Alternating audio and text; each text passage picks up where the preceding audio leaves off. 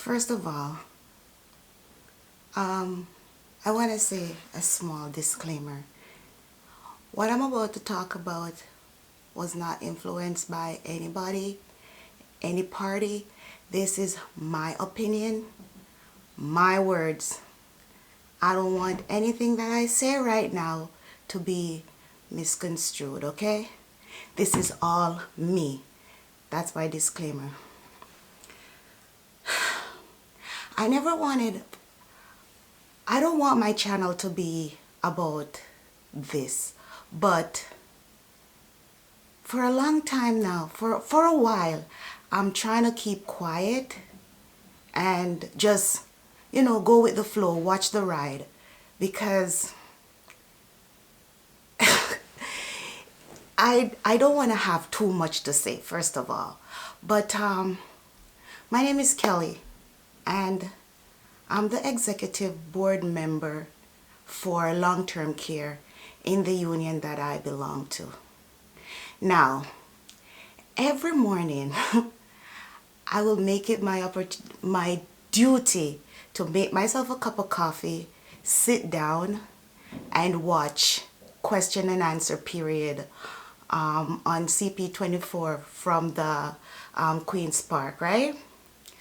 This morning, however, I almost choked on my coffee when I heard Mr. Ford said that the PSWs are his friends, not the big executives in the for-profit homes. Andrea asked him this question, like, how come, how come those people gain so much, got these big bonuses, these big checks during the pandemic? Because he's looking out for his big friends. The man said, yo, the PSWs are my friend. Sir, with all due respect, we are not your friends. You don't act like you're our friend. Friends look out for friends. Friends don't do what you're doing to friends. Okay? Let's take it one step at a time. First of all, this is my problem. Everybody on your party, Miss Fullerton, Miss Elliott, you keep saying that, oh, we inherited a broken system. We inherited a broken system over and over and over and over. Okay, fine. You have inherited that. But it's just like buying a car or renting an apartment or buying a home. If it's used, you're buying it as is if the landlord or the person who's selling it didn't fix it, right? So if you inherited a broken system, you know that it's broken. Why wasn't it on the top of your agenda when you got into office to try to fix this? You said that you have full confidence in your Minister of Long-Term Care. She's fixing the problem. No, she's not. In actuality, if it wasn't for COVID, nothing would have been done. COVID exposed you people. COVID exposed what's going on in long-term care. Not to mention the army. God bless when the army came in, because the army pulled that dirt from under the proverbial rug. You couldn't hide it anymore. Because you know why? The army reports to Mr. Trudeau, not to you. And even still, you're still acting like nothing is going on, nothing is wrong. Sir, honestly, we can't wait for 2022 to fire you, to take you out of office. Because if you're not making the situation any better, what is the point of you? You said that, oh, you guys are fixing the system because you're making all these beds. You're making these buildings. You're making these beds. Those are just going to be warehouses to keep the elderly. Okay? Those are just warehouses. Because if you make the beds and you have no support for the beds, then what do you think is going to happen? I can tell you firsthand. I have been a PSW for 15 years, okay? I have seen the good and I have seen the bad, mostly bad. When the first wave hit, trust me, you don't want to know what I go through. You come on TV crying, stop crying. You need to man up and stop crying. Because you expect us to have sympathy and feel sorry for you when you're crying. Who have sympathy and who do you have sympathy for us when we're crying? We go to work crying every day. We leave work crying. You're not there to pat us on the shoulder and say, there, it's going to be okay. We have to tell ourselves that it must get better because we're fighting for it to get better. The system is broken and some of the homes get good names. And that's not because of the management or the CEOs. It's because of little people like me. We are the reason, because we are the ones who are there through thick and thin. We work until our backs are broken. We go to work broken every day, having pains in our limbs. We can't take a sick day because you refuse to give it to us. 3 days, sir, 3 days, that's what you gave us. And then you said you're coming with the best sick day plan ever. You took away everything that we had. Our personal day. You capped the nursing envelope at 1% because what? We are minorities. We are females. If you're barely, or if, okay, fine. Say you're surviving on the income that you're making.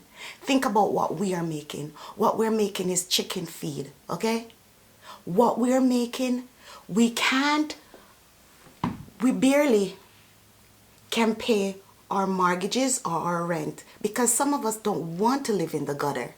Some of us actually have a high standard. We came to this country to progress, okay? We have high standards. We want to live decent lives. But at the rate of which we are paid, this is why we moonlight at other jobs. And when the pandemic hit, we had to stop. So what you were supposed to do, you said, okay, you're giving us this little raise. And then you took it back. And then here it is, you give it to us again, $3, and you're taking it back at the end of next month. Okay? That's what you're doing. How are you making the system any better? Oh, we're training how much thousands of PSW, but sir, how many of those thousands that you're training are going to stay? How many? As it is right now, some of the ones who come in to get trained, day one hasn't passed and they cry and they leave. Okay? So the incentive of the $5,000, when those 6 months pass, do you think those people are going to stay? Let's wait and see. I pray that they stay because we need them to stay. But what are you doing? What's the message you're sending to the ones that are there already that they don't value? You're bribing people with the $5,000. What about the ones that have been there through the storm? What are you doing for them?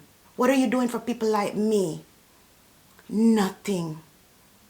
Stop saying that you inherit a broken system.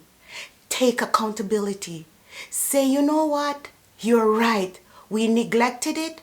We intended on neglecting it. But since COVID come in, we have to do something about it. That's what you're supposed to be saying. We will do something. We're sorry for the people that passed away, but we'll make sure that doesn't happen again. And let me tell you something too, sir. During the first wave, you don't want to see what we had to do. Like it destroyed me. I was devastated because the funeral homes were not allowed in the home anymore. So we had to bag and tag the bodies and send them out. You know, the first time when I had to do that, I couldn't sleep for 5 nights. The first time when I had to bag and tag a resident, we didn't even know what we were doing. Nobody trained us. So everything we were learning as we went along. So what do you have to say for yourself? Us who takes care of the most vulnerable people in Canada, the people who build this country so that you now can be premier. Yet still, you refuse to pay homage to them. You refuse to do what's good by them. And people like me who decide that, you know what, this is what I want to do. It's a very gratifying job, especially when I go in and I have a resident who is sad, and after I've gone in and see them and make them know that I am here and the smile on their faces, it is gratifying for me. You came on camera, you came on CP24, you came on television, and you talk about the person who took care of your mom, the person who took care of your brother. This lady had to take the bus, but yet still, what are you doing for people like the home care people who have to travel? What are you doing for them? You haven't said anything about that. Now you're saying that if you take both shots of the vaccine, you can go to your other place. But let me see what that's going to look like. What do you think that is going to look like, sir?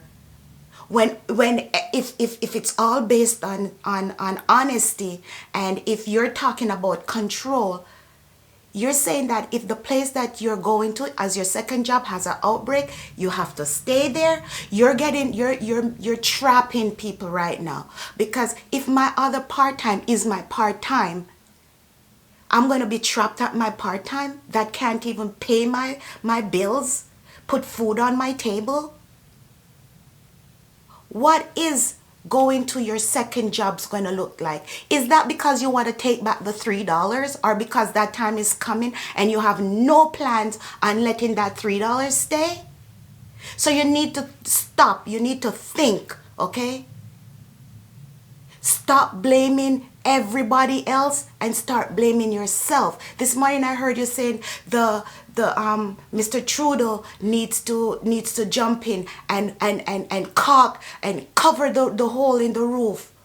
Why don't you start covering it? Start covering the roof. When the army came into the long-term care, do you think what they discovered was new? All of this garbage was going on all along, and I'm pretty sure you know. You knew it was going on. You understand? You knew. Don't tell me that you didn't know, because that's why you have the inspections.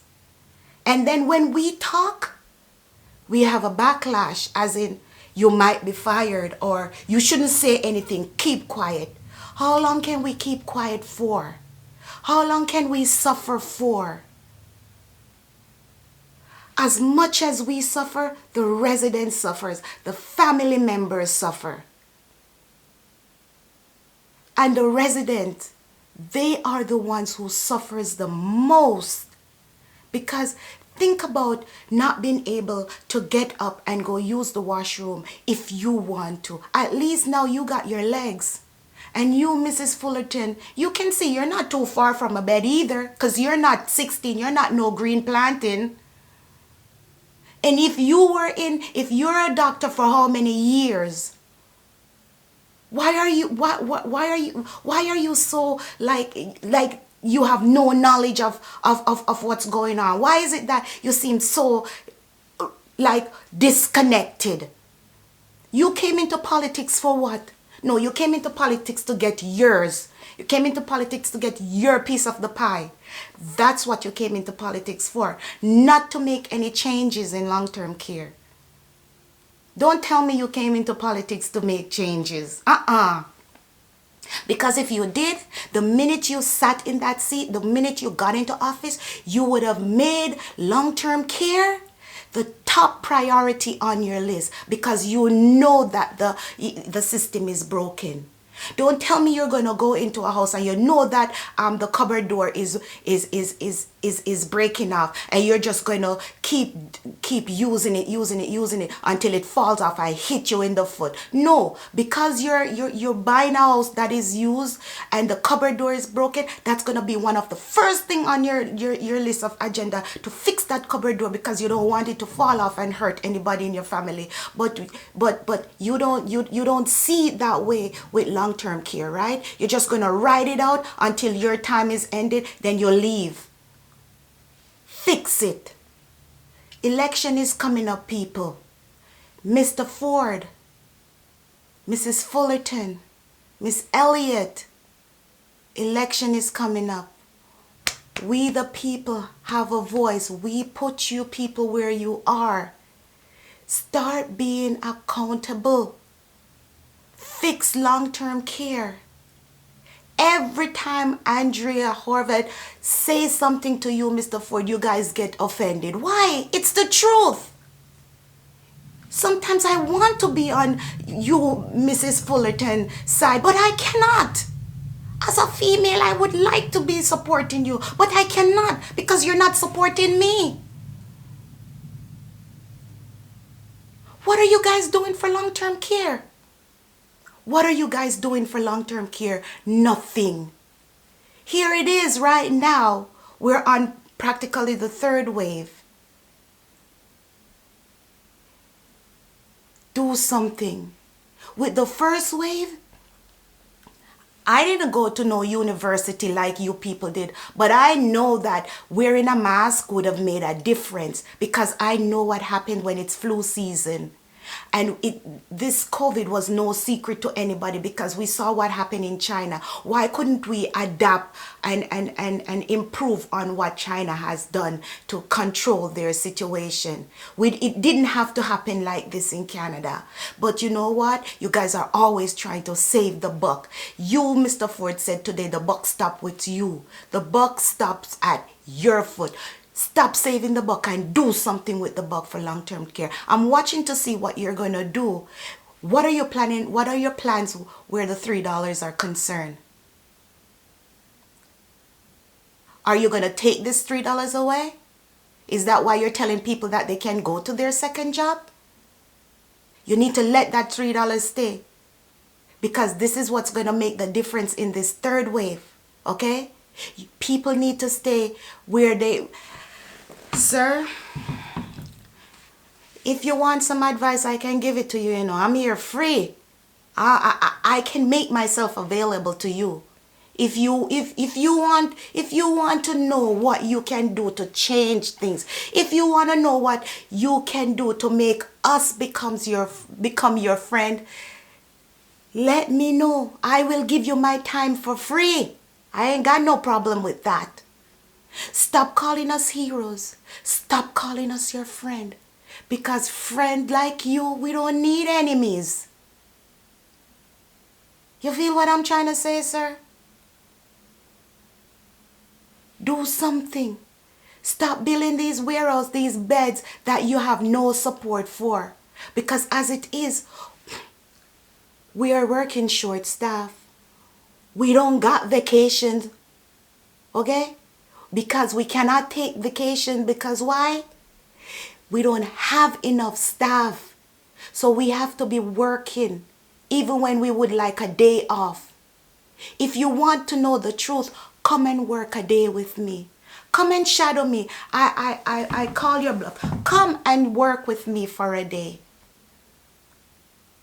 And you see what I go through. Do you know what it's like to be running off your feet, not knowing where your head or your tail is? Because everybody is calling you here, there, and everywhere. And you're trying to make everybody happy. Our job is very demanding. A lot of times I'm going to work and I don't want to go. But I go because I know that these people are waiting for me. I need to go there. You're quite capable.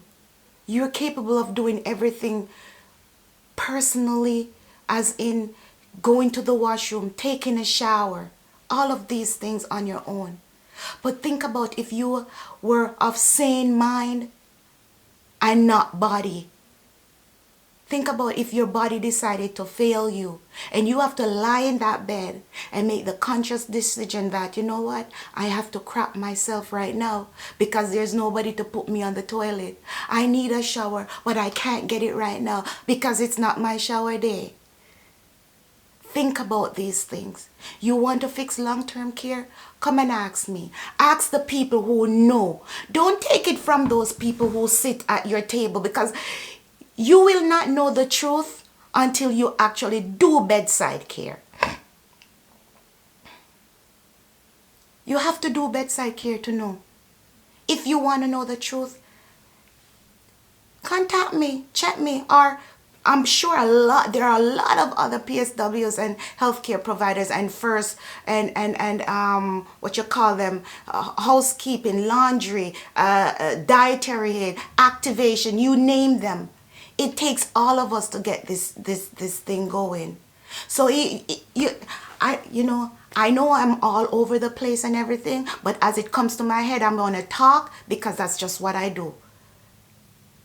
When you gave one set of people that $3 raise and you didn't give the others, what do you think you did? What do you think you did? You are setting us up against ourselves. You're setting us up against each other, because now the activation people going to look at us, look at the PSW like, oh, so you're more important than me. The housekeeping, the dietary, this is what you're doing. Have you ever seen a car run on 3 wheels? No, you can't. You would never seen a car running on 3 wheels. You need all 4 for the car to run independently. So what do you think? PSW, we need the registered staff. The registered staff need the PSW. PSW, we need the housekeepers. We need the dietary. We need the activation. It's the entire thing that keeps long-term care running, sir. So don't be giving one set of people something and not the others. You cannot do that. You shouldn't do that. It takes the entire family. It's a teamwork effort. Do you know what teamwork means? The same way you're standing up for Fullerton and Elliot and all of the others at your command table or at your table in your little thing right there. That's how we need everybody in our thing right here. So I suggest, if you don't want to say, listen, think about this. If all of the PSWs and all of the housekeeping and everybody should get up and leave, do you think management could run these places? What do you think would happen to long-term care? Yes, we are the backbones, and not just PSWs. You have the registered staff, you have the housekeeping, the activation, dietary, you name it. Every single classification we need. Don't let us have to do this again, sir. Do what is right. Let me think and let me know that you have a conscience. Don't just fatten your pocket. Don't just look out for your people, but look out for everybody. Don't you realize that you're the father of Ontario? That's what you are. That's the job you took. You decided to be the parent. Parent! Do that. Good God, man.